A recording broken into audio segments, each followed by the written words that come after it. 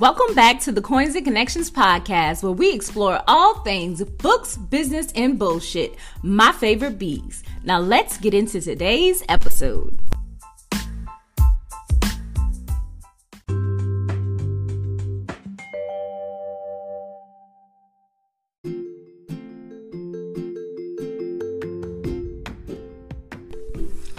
Hey Coin Snatchers, before we jump into this episode, I want to let you know that I decided to create an exclusive listening and video bonus for all my listeners to join.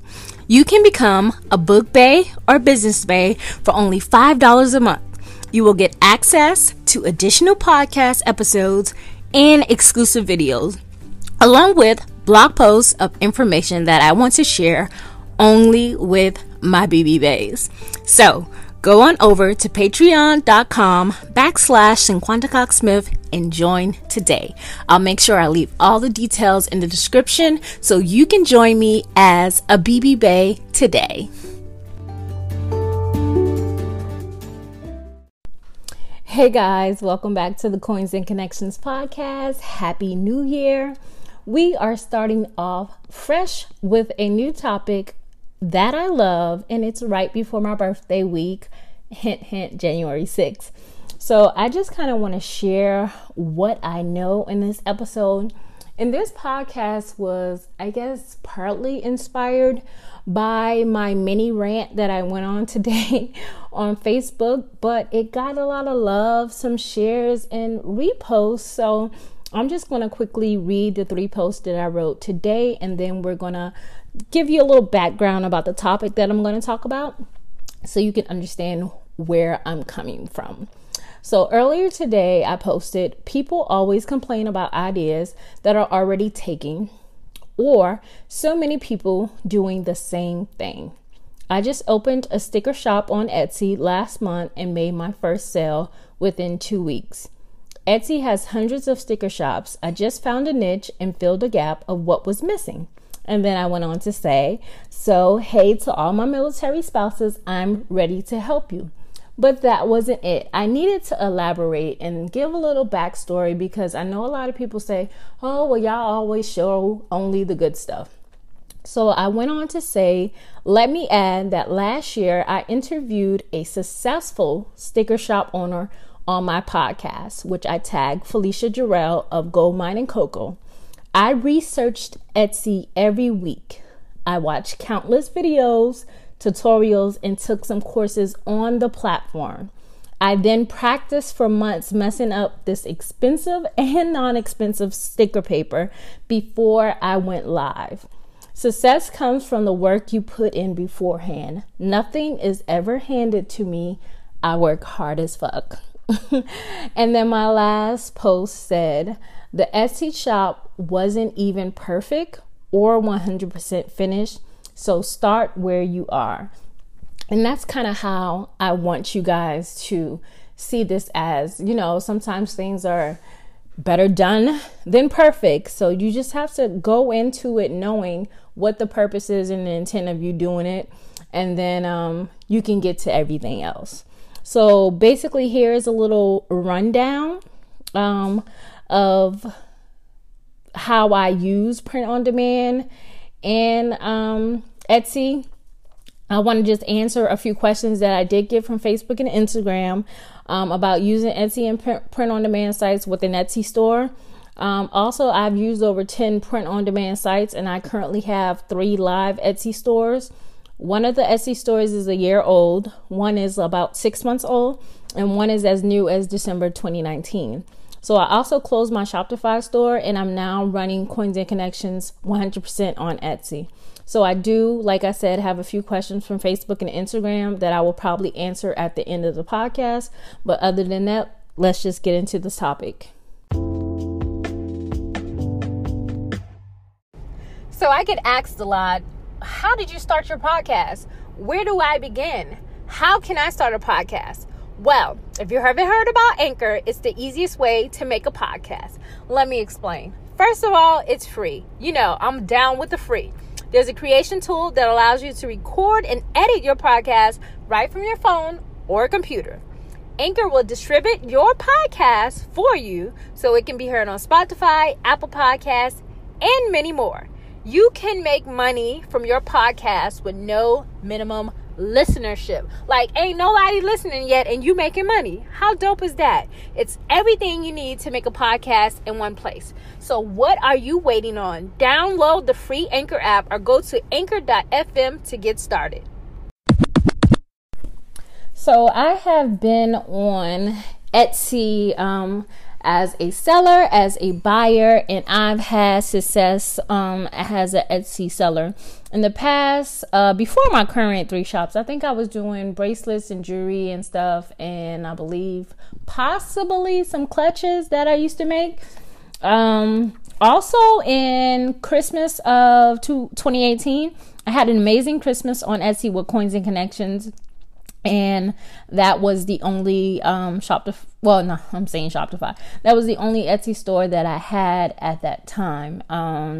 This year, with my pen name store, I was able to make over $1,000 in sales for November and December.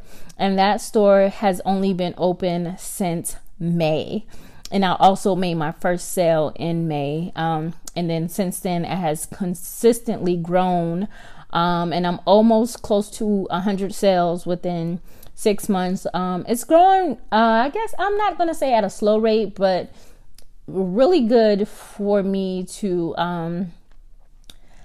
have been using different techniques and making sure things were right. But once I did change a few things, like my listings, how I did my name, just making sure things look nice, and just from different techniques I've learned a cohesive look to things, and making sure I use mock-ups that reflect the type of people who are buying, and making sure my prices match the customers that I was serving.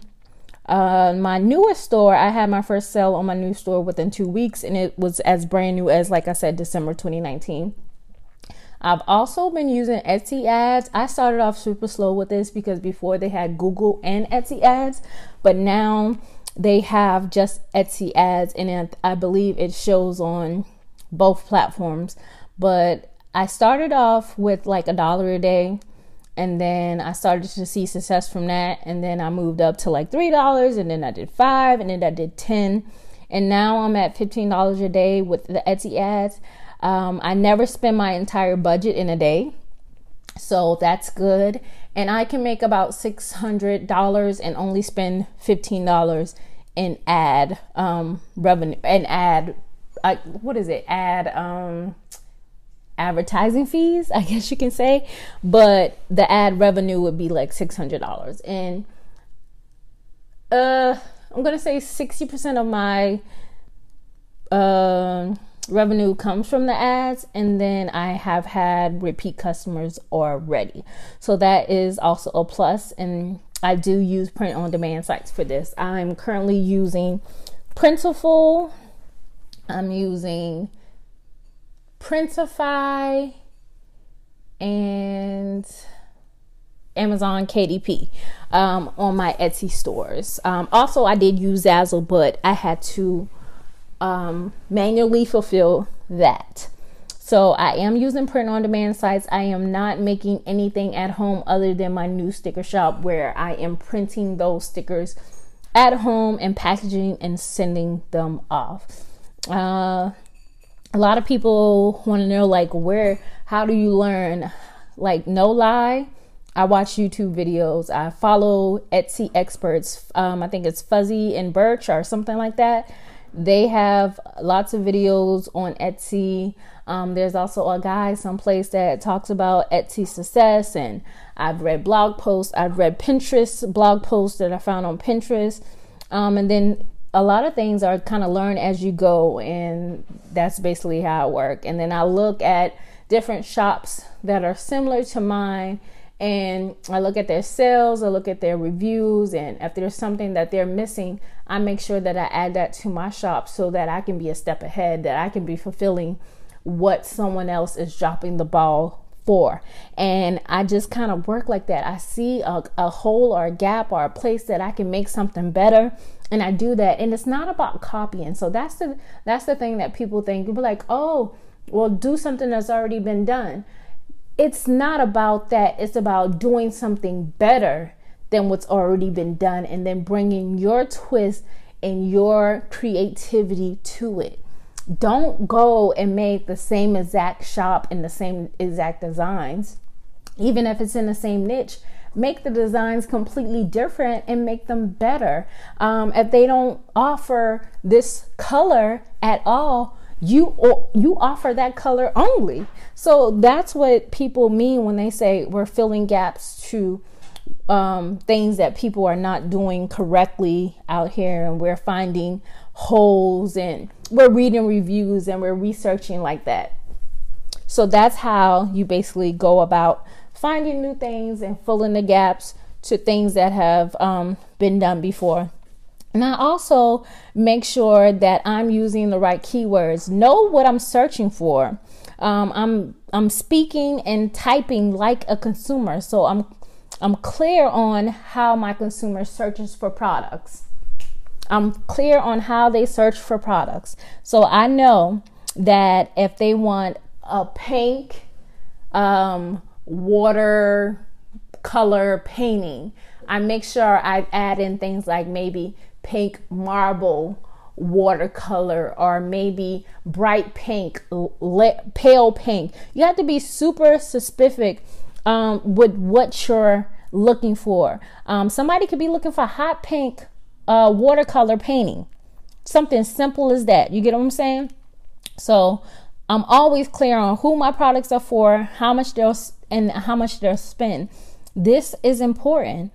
And then, like I said, use the keywords like a consumer would. I also make sure I optimize my store by having good mock-ups and nice titles that are cohesive. So it has a look, and they see that title and they know, oh, this is that shop. This is the shop that I shop at, because I know how they write their titles.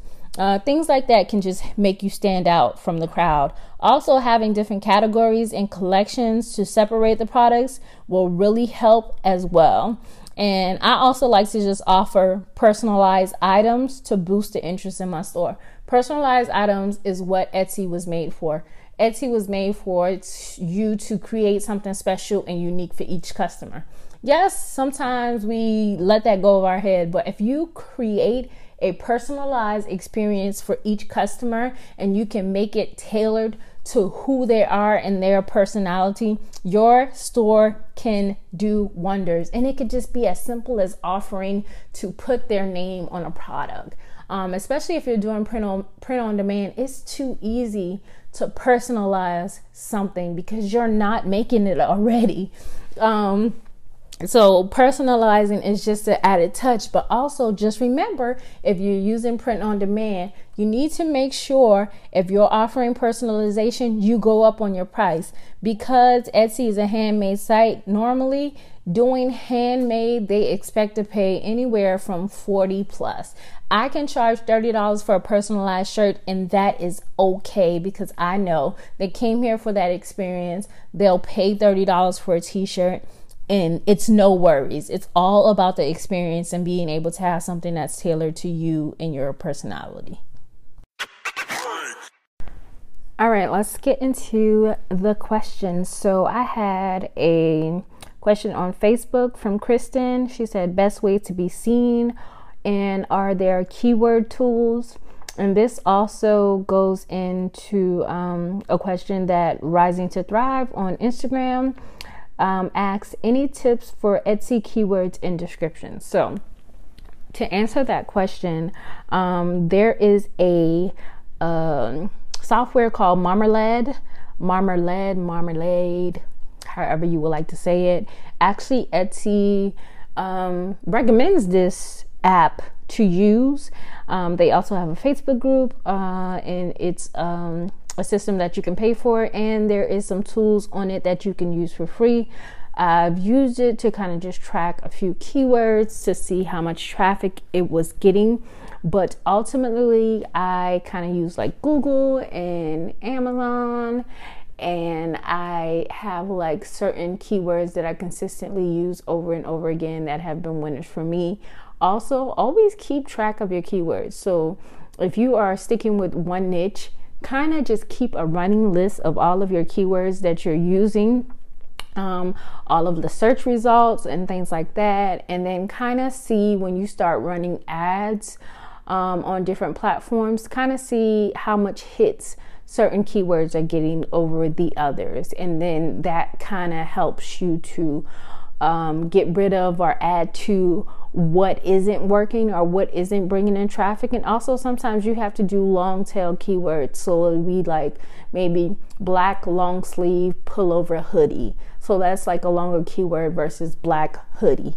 So sometimes you have to do that. You have to add more than one keyword together to get to what you need. So Marmalade is one. And also on the back end of Etsy, they do have different parts where they recommend different devices and softwares for you to use on that website, which I feel is a very unique situation for you to be able to just have the stuff that Etsy wants you to use in the back office versus you trying to find something and you're not sure that you want to use it.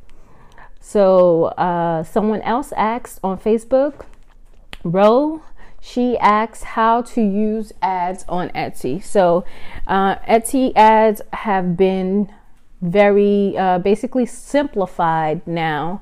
You just kind of choose the listings that you want to use ads on, and then you decide your ad spend, and that's kind of it. It's super simple. When I say this is the simplest ads process that I've ever used, it's just that simple. You choose the listings that you want to be advertised, you choose your ad spend, and you kind of just go from there.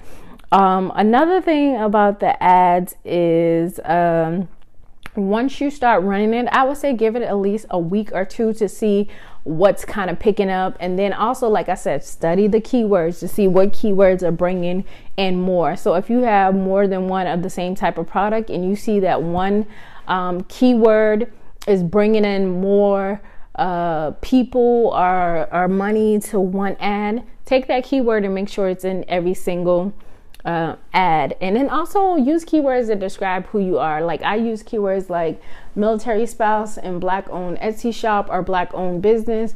Those are keywords that will segment me into a different type of search. So again, I may use stuff like veteran owned business or veteran owned shop to just get me into a different type of niche of people who may be looking to support people who are woman owned, black owned, military owned, things like that. So then also think about those type of keywords that you can use as well. So those were like 3 questions in one about Etsy ads and keywords. And then also I had a question from Gabby. She is Black Intoxication on Instagram. And she said, what do you wish you knew before you were integrating them? And I think this was based on print on demand sites. So I just wish that I probably did more testing with certain print on demand sites and products. So like maybe I wish I would have tested all of the shirts or at least been more aware of how many there were out there before deciding on one. Because I do feel that some of them have a better quality of something over the next. And but now being in the game longer, I can tell the quality a little bit better because I've used just about all of them, and I've had different shirts, different styles, and I kind of know my favorites now. So I kind of know what to expect when I'm using a certain print on demand site. Also, if this was not exactly what you were referring to when you said integrating them, let me know. But also, it's also pretty easy for you to integrate Etsy with print on demand sites, but you have to make sure that the print on demand sites can integrate with Etsy. So like I said, Printful does, I believe I said Printify does, T-Launch does, and with T-Launch you have to have a Shopify store to integrate with Etsy. So just keep that in mind. Art of Wear does, and I am not sure, but I think King Custom does as well. And if you're not sure about what print-on-demand sites that you want to use, I just did a series on 2020 print-on-demand sites on my YouTube channel, which is Smiley Quanta, and it's like 11 videos of different print-on-demand sites. I show you guys the website, show you what they integrate with, and I did show some samples of the products that I did have. If you guys have any more questions about print-on-demand sites or just anything in general, make sure you hit me up on my social media, on Facebook, on Instagram, even email me, because I do have all of that in my description box. Also, if you want exclusive content, extra podcasts, and videos of things that I will not be sharing with the public, don't forget to join my Patreon. It's $5 a month. You will pay $5 on the first of each month, and throughout the month you will receive worksheets or trainings or anything that I do and that I release exclusively on that platform. So you can go over there and become a book bae or business bae. And that wraps up this episode. This one is going to be kind of long, but it is a lot of good information.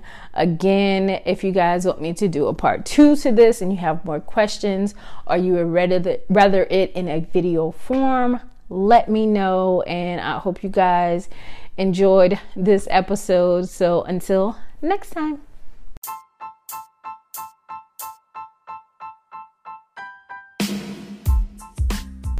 Thank you so much for listening and subscribing. Don't forget to leave a review. If you have any questions, you can email me at hello@cinquantacoxsmith.com. Feel free to visit my websites, www.cinquantacoxsmith.com and www.coinsandconnections.com. You can follow me on Instagram at cinquantacoxsmith and at Coins and Connections. Feel free to visit my free Facebook group. It's called Books Plus Business Support Network. And I love you more than I love this podcast. Peace.